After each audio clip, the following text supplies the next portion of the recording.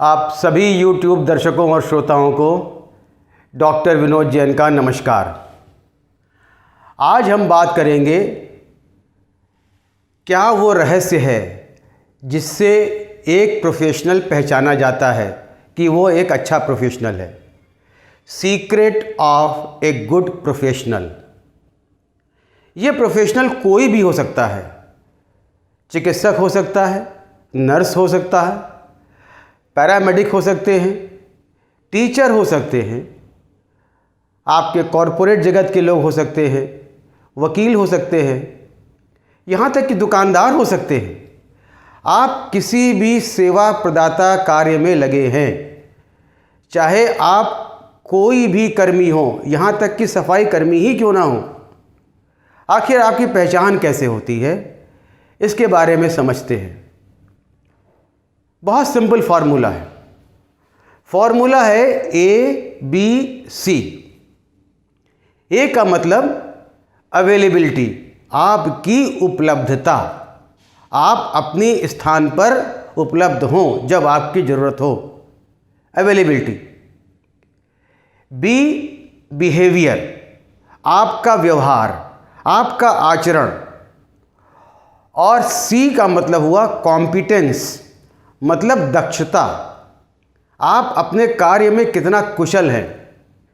ध्यान दीजिए, यहाँ पर सी से पहले ए और बी आया है, अर्थात आप कितने भी दक्ष क्यों ना हों, अपने कार्य में कितने भी कुशल क्यों ना हों, यदि आप अवेलेबल नहीं हैं, आप उपलब्ध ही नहीं हैं, उपलब्ध हैं तो आपका व्यवहार नहीं अच्छा है, तो आप किसी भी कार्य के लिए नहीं है, समाज के आपकी पहचान नहीं होने वाली।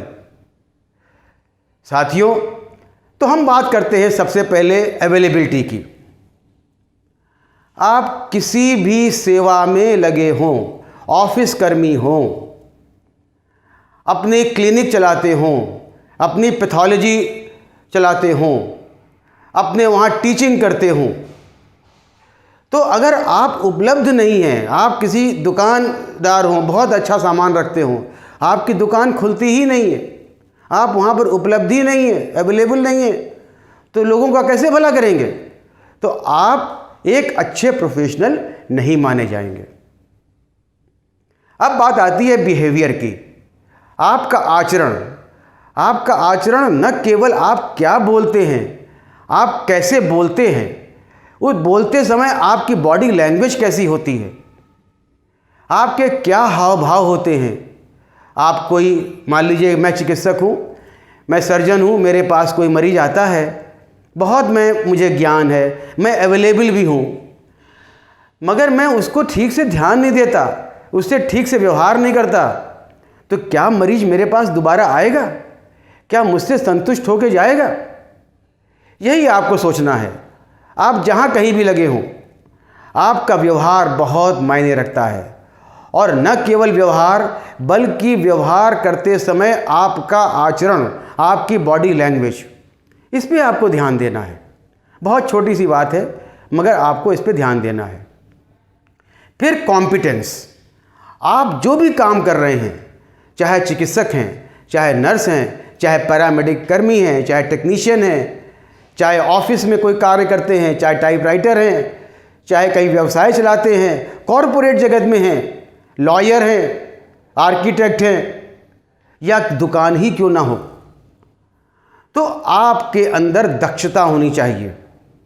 दक्षता इस बात की होनी चाहिए कि जो हम कार्य कर रहे हैं उस कार्य में पूरी दक्षता प्राप्त करें, तभी कार्य क्षेत्र में उतरें।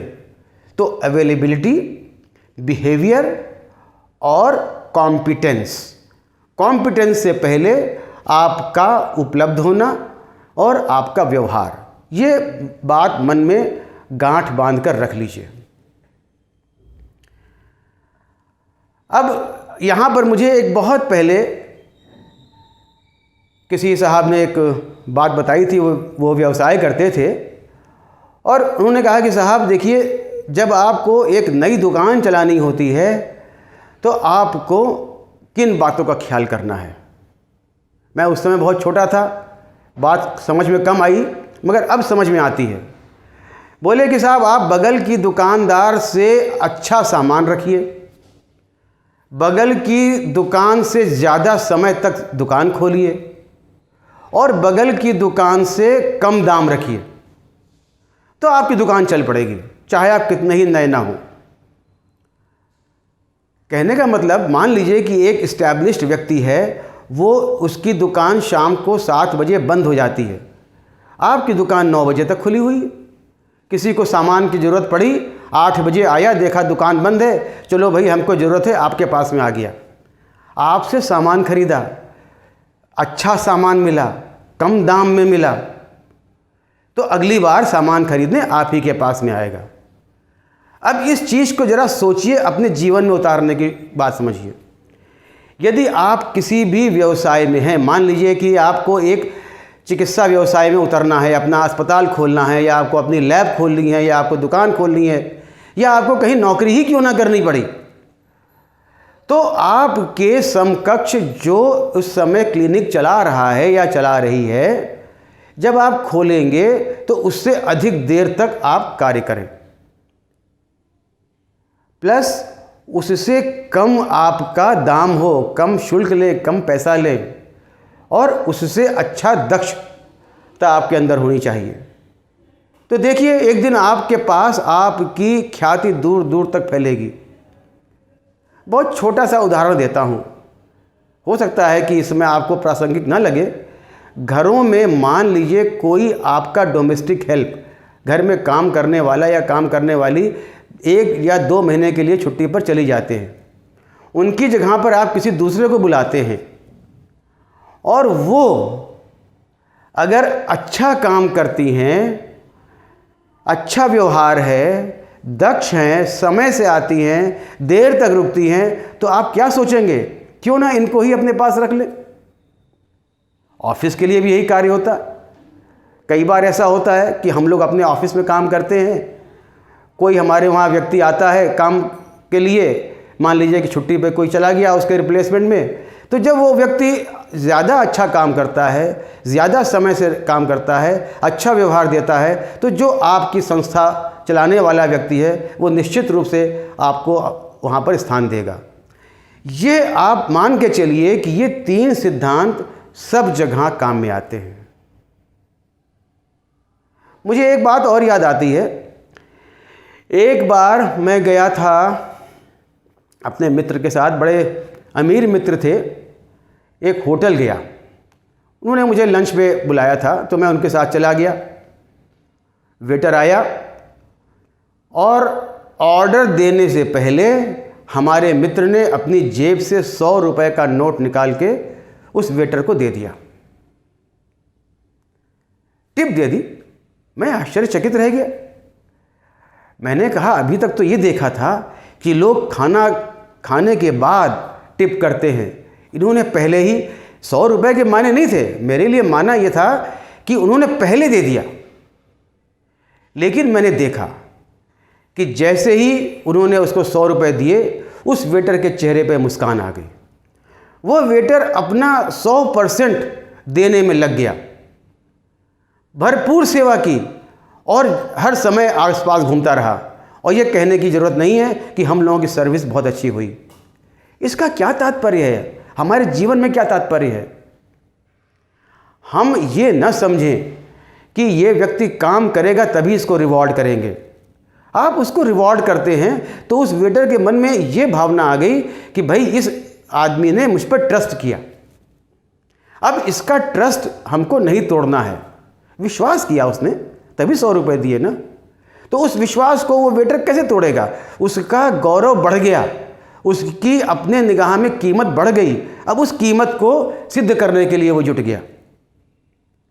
तो कुछ ऐसा ही हमको करना है। अभी क्या होता है, हम अपने बच्चे से कहते हैं कि बेटा तुम फर्स्ट आ जाओ क्लास में, तुमको हम घड़ी ला के देंगे। अच्छा, अगर आप उसको घड़ी पहले ही दे दीजिए जो क्लास ज्वाइन कर रहा है, बेटा तुम्हारे कॉलेज का पहला दिन है, ये लोग घड़ी तुमको इनाम में दे रहे हैं, इस उम्मीद के साथ कि तुम कॉलेज में अच्छा करोगे। मैं ये नहीं कहता कि आपकी घड़ी देने से वो फर्स्ट आएगा, मगर उस घड़ी को देने से उस बच्चे के मन में ये ज़रूर इच्छा जागृत होगी कि मेरे पिताजी ने मुझ पर विश्वास किया और उस विश्वास पर मैं खरा उतरूं। कहीं ना कहीं वो उस विश्वास को पूरा करने के लिए अपना 100% देगा। साथियों, मेरा कहने का तात्पर्य इतना है कि आप अपने साथियों पर, अपने अधीनस्थ लोगों पर विश्वास करना सीखिए, उनको रिवॉर्ड देना सीखिए। यहाँ पर मुझे एक बात और याद आती है कि एक स्कूल था बड़ा प्रतिष्ठित। उस स्कूल के बच्चे बहुत अच्छे निकलते थे और उनके ऊपर कोई प्रेशर भी नहीं होता था। जबकि आमतौर से क्या होता है, जो स्कूल प्रतिष्ठित होते हैं उनमें जब आप एडमिशन लेते हैं तो वहाँ पर जाने से पहले विद्यार्थी और अभिभावक के मन में बहुत सारा प्रेशर होता है। पता नहीं वहाँ उस स्कूल में कोप अप कर पाएगा कि नहीं कर पाएगा, पढ़ाई वहाँ की समझ में आएगी कि नहीं आएगी, ठीक से पढ़ पाएगा कि नहीं पढ़ पाएगा। तो वो जो स्कूल की जिसकी मैं बात कर रहा हूँ, वहाँ पर क्या था कि जैसे ही कोई छात्र या छात्रा वहाँ पर जाती थी तो उनको ए ग्रेड पहले दे देते थे। कहते थे कि जब यहाँ से पास हो गए तो सबको ए ग्रेड मिलेगा। अच्छा, और एक बात कहते थे कि उस ए ग्रेड को पाने के लिए तुमको क्या करना पड़ेगा, ये तुम एक निबंध लिखो और इसको निबंध को लिखकर अपने कमरे में टांग लो और रोज इसको पढ़ो। तब आप सोचिए कि कोई भी छात्र या छात्रा अगर ये लिख के समझती है कि हमको ए ग्रेड पाना है और हमें क्या करना है, तो उसका विज़न क्लियर होगा।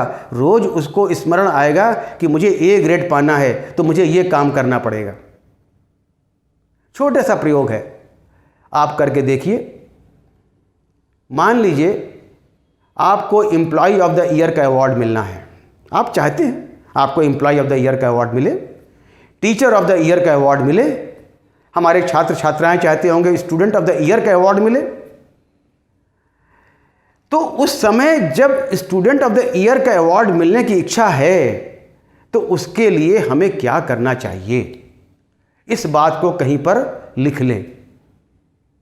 एक चीज़ और मैं आपसे बोलना चाहूँगा जो मैं अक्सर कहता हूँ कि हम अपने बारे में क्या सुनना पसंद करते हैं। जब हमारी मृत्यु हो जाती है तब, जब हम कोई संस्थान छोड़ते हैं तब, जब हम कोई विद्यालय में पढ़ के पढ़ाई छोड़ते हैं तब, या कोई भी अपना ऑफिस छोड़ते हैं तब, तो हम अपने बारे में क्या सुनना पसंद करते हैं। निश्चित रूप से आप अपने बारे में अच्छा ही सुनना पसंद करेंगे। फिर उसी क्षण सोचिए कि जो हम सुनना पसंद करते हैं क्या हम वैसा कर रहे हैं, उसके लिए हमें क्या करना चाहिए। तो जैसे ही आप ये सोचेंगे वैसे ही आपकी कार्य करने की शैली बदल जाएगी। मैं अपना उदाहरण देता हूँ। मान लीजिए मैं यहाँ किंग जॉर्ज चिकित्सा विश्वविद्यालय में सर्जरी विभाग में प्रोफेसर हूँ। मेरा मुख्य कार्य पढ़ाई है। अब मैं ये चाहता हूँ कि मेरे जाने के बाद लोग मुझे अच्छा टीचर कहें, तो मुझको ये देखना पड़ेगा कि क्या मैं एक अच्छा टीचर वाला कार्य कर रहा हूँ।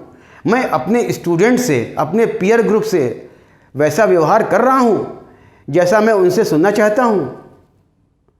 मैं जब क्लास में जाता हूँ तो क्या मैं सिंसियरली पढ़ा रहा हूँ, मैं तैयार करके आया हूँ अपना सब्जेक्ट, मैं स्टूडेंट्स की क्वेरी को ठीक से सॉल्व कर रहा हूँ। जब ऐसा करूँगा तभी तो स्टूडेंट मेरे बारे में अच्छा बोलेंगे। यही चीज़ सब जगह अप्लाई होती है, चाहे आप व्यवसायी हों, चाहे आप दुकानदार हों, चाहे आप ऑफिस कर्मी हों, चाहे आप लॉयर हों, चाहे आप आर्किटेक्ट हों या किसी अन्य व्यवसाय के हों।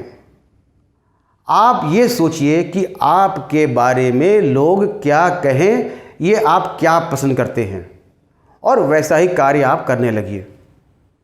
तो ये छोटी छोटी सी बातें, ये आपके लिए बहुत आसान है। अवेलेबिलिटी आपके लिए आसान है, आप कर सकते हैं। बिहेवियर आपके लिए आसान है, ये आप कर सकते हैं। दक्षता आपको प्राप्त करनी है, इसीलिए आप कहीं पर एडमिशन लेते हैं, कहीं पर आप जाते हैं किसी भी कार्य को दक्ष होने में। प्लस आप मान लीजिए कोई व्यवसाय करते हैं तो वहाँ पर भी आपकी अवेलेबिलिटी थोड़ी बढ़ जाए, थोड़ा सा सामान अच्छा रखें, थोड़ा सा मुनाफा कम रखें। प्लस जो आप अपने बारे में सुनना पसंद करते हैं उसी के तरह से आचरण करने लगें। अपने आप को अच्छा समझें, मान के चलें कि आप अच्छे हैं और वो अच्छा बनने के लिए जो भी आपको करना है उसको एक जगह लिख लें और उसको रोज़ आप पढ़ें, तो निश्चित रूप से आप आगे एक सफल प्रोफेशनल बनेंगे। आप लोगों को बहुत बहुत धन्यवाद, आपने हमारी बात सुनी। अगले शनिवार को फिर किसी टॉपिक पर आपके सामने आएंगे। तब तक के लिए मेरी शुभकामनाएं और आपसे अनुरोध है कि आप हमारे चैनल को न केवल देखें, पसंद करें, बल्कि सब्सक्राइब भी करें और लोगों में शेयर करें। बहुत बहुत धन्यवाद।